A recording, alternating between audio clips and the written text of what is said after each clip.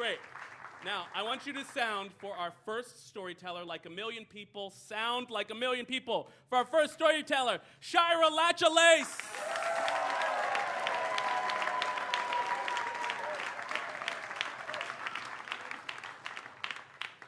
And apparently, I'm about the same height as CJ.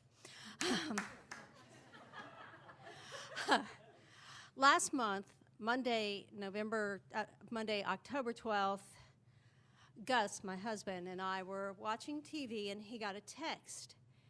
And he read it, and he said to me, "That was Kappa. Melvin died today." So then we had one of those conversations where it's like, Melvin? Melvin died? Melvin? Kappa is Kathleen Horn, known to all as Kappa, owner of Slim Goodies Diner and Horn's Restaurant. Melvin was Melvin Compton, longtime Slim Goodies employee. Melvin was the guy that would tell you, "You have a nice day." And you knew he really meant he wanted your day to be nice.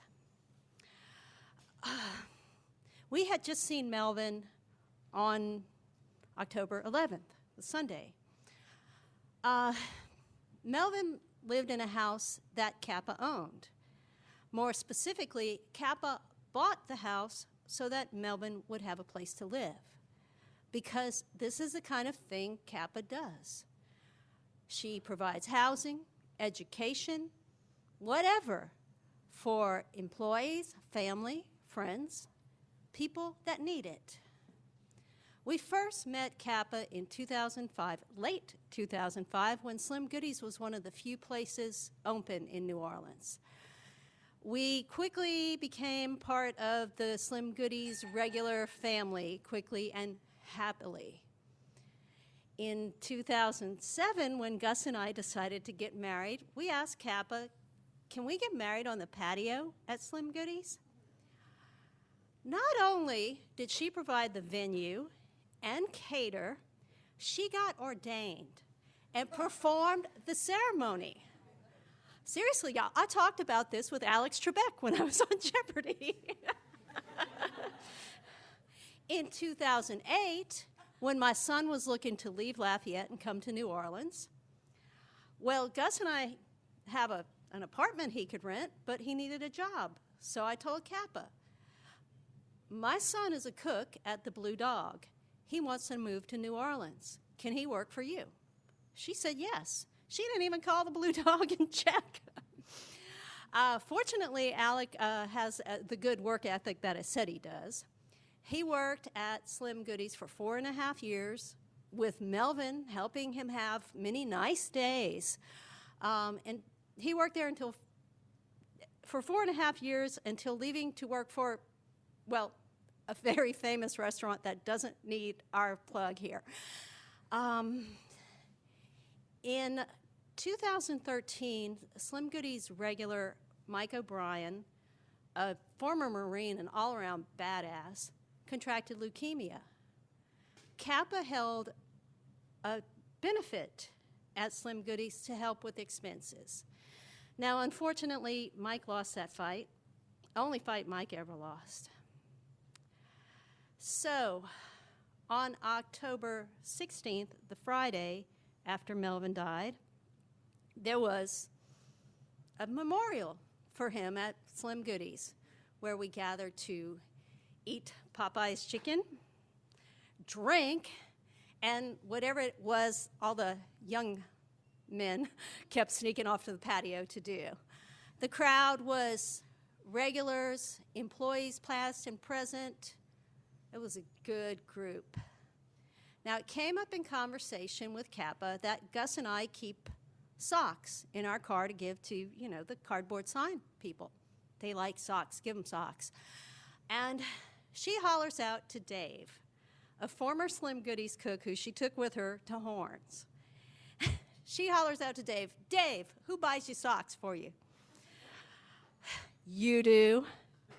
"Who bought those drawers you're wearing right now for you?" "You did." Because this is what Kappa Horn does. Y'all, I am so gifted because I can call Kappa Horn my friend. Thank you.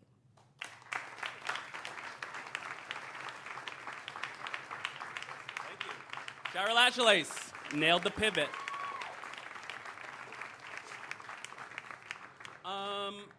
Clap if you know Kappa Horn. Clap if you've eaten at Slim Goodies. Yeah, so you know Kappa Horn in a way. I felt a connection to that story because I was like, oh, I know Kappa Horn just from loving Slim Goodies. It has like such a place in like the pantheon of breakfast places for me. But I was also struck during that story that like there's like also 1,000 Kappas in the city that I know of just people who run restaurants or who run newspapers or who run businesses of some kind.